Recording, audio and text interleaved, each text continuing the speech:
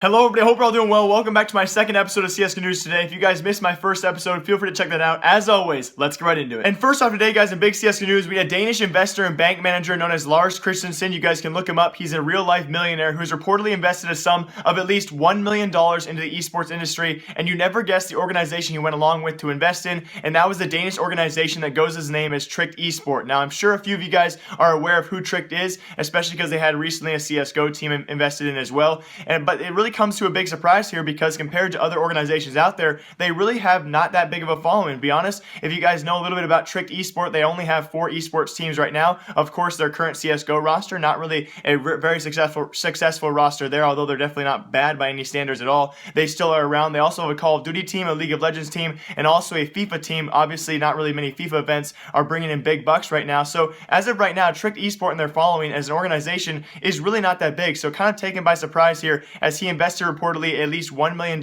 into this organization. Although to be fair with all of you guys, there's not really many organizations out of Denmark coming in and competing in the scene right now. Tricked is probably one of the top Danish choices for Lars himself. Being from Denmark, he obviously saw this as a good idea. He's also been investing in many things this year outside of esports as well. But this kind of opens your eyes to just how much money is in the esports scene as of right now and the growth that is yet to come. So if Tricked Esport, ask yourself this, if an organization like Tricked can pull in $1 million investor just like that, I wonder what kind of numbers these bigger organizations can actually be pulling in if they began to ask. And as I told all of you this morning in my first episode of CSGO News today, I really wanted to start covering more of the Chinese CSGO scene, especially the area involving the company Perfect World. Now, first off, I really do truly believe the Chinese CSGO scene could be the future of the CSGO game if it goes correctly. Obviously, you know, everyone's been talking about as of right now the skin market going down, the player base, you know, reducing itself. Hopefully, this is going to be some sort of branching out for CSGO, and I really do believe that. If you guys have not heard about the company Perfect World, they're an esports company that has recently signed several weeks ago with Valve an agreement saying and giving them exclusive operating rights for CSGO in that Chinese region, which obviously that kind of title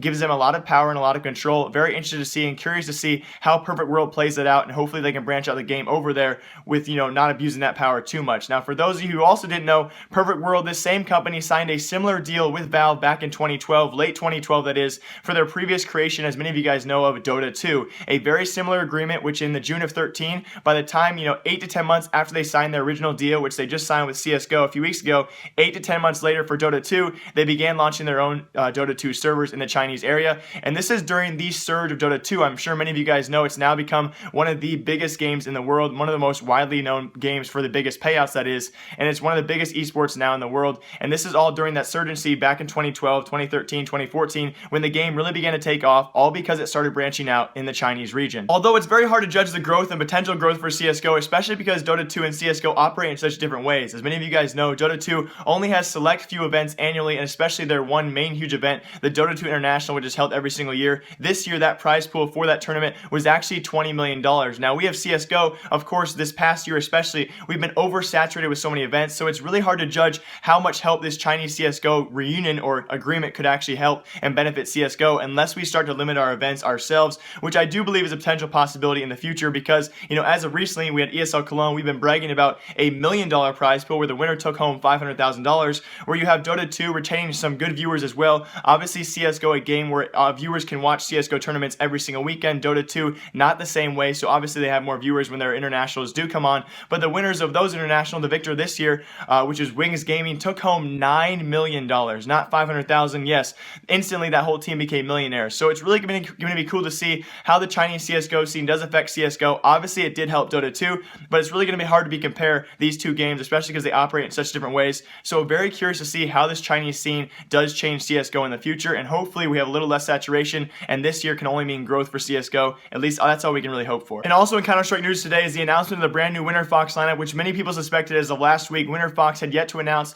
what they would be doing with the remaining 2 players that they had yet to remove from the roster. That was Lex and Hades, Lex being their in-game leader. Of course, these last 2 players remain as of last week. Now they have also left Winterfox in their roster, and they've officially bought an entire new 5-man roster, including former Immunity players, 3 Immunity players here, Zuzi, Imagine, and Offnu, as well as players APOC and Dexter, which sparked a really big controversy in the community for a short time being, as ESPN reporter, esports reporter that is, Jacob Wolf, announced this morning that ESL Pro League will allow Winterfox to keep their Pro League spot as it belonged to the organization. They refilled those spots, which I think, you know, of considerable talent, they actually deserve to keep that spot. A lot of spark there and controversy as ESL has been changing these rules. I think in this particular instance, I think it was kind of somewhat fair. It's really hard to have a team qualify. They redo their lineup, they do all that kind of procedures, and then to kick them out would be kind of unfair. So personally, that's my opinion. I know you guys hate when I actually state that. So Winterfox, as of right now, their brand new lineup will compete and continue to compete in EPL Season 4 with a brand new 5-man roster. And if any of you guys have heard about Lurpus, a longtime past pro player, now retired, who's also an analyst, you guys will see him from time to time on several different tournaments,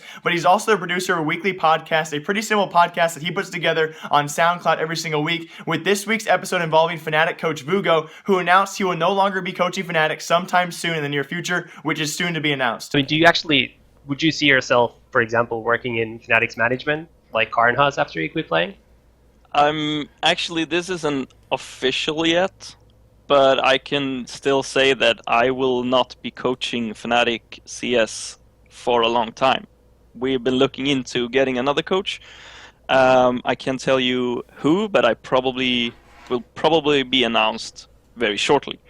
I will still, however, work with the team both as a manager, help out with analytics. So although he will remain with the organization, Fnatic has begun searching for new options for that coaching role. Even after the new coaching role update has just hit, assuming they're already looking for a new coach to actually fit those requirements. Very interesting story here. And before I close out this video, guys, this is going to be the last episode of CSGO News in this basement for quite some time, unless I have some reason to come home for the weekend. I am starting college just this week, this upcoming week. I'm going back to college. It's going to be absolutely insane to be back in my old apartment. So this background will no longer be this bland background. I plan on hopefully having a cool setup in my room in the apartment. I don't know what I'm going to do exactly. I maybe hang out my Team YP jersey, maybe a Tempo Storm stuff. I don't know. No teams have really sent me too much merch, but I'm actually looking into investing in some of that stuff and hanging it behind me on the walls, which would look really cool. Also, really quick, I've been making these CSGO News episodes down here for a long time in the basement, and I still have every single piece of paper that I write my notes on. You would not believe the countless note cards and post-it notes that I have down here on the desk. Gonna be kind of sad. I have to carry those upstairs to the trash after this video, but I want you guys all to know it's been an absolutely amazing summer. I worked a full-time job. I also uploaded as many CSGO News episodes as I possibly could, and this is going to be an absolutely amazing school year. Now, many of you guys know I do go to school full-time. You know, I'm a full-time student. I don't work during the school year as well, so that means hopefully I actually will have a lot more free time during the school year than I did this summer. You know, going to class 3 to 4 hours a day is much better than working 8 hours a day in an office, having to come home, work out, make a CSGO News episode. So I hope to have much more time to make CSGO News episodes for all of you. It should be an amazing year. Thank you all so much for the great support, the viewership, the comments, all throughout this summer. I really cannot appreciate and tell you guys thank you enough. So some big things coming soon for all of you, some big announcements, hopefully some big giveaways. As always, live, love, laugh a lot. Remember, I like you. I hope you guys all enjoyed today's double upload of CSGO News. I will see you all hopefully tomorrow or the day after that for CSGO News episode. Until then, remember, I like you. Goodbye, guys.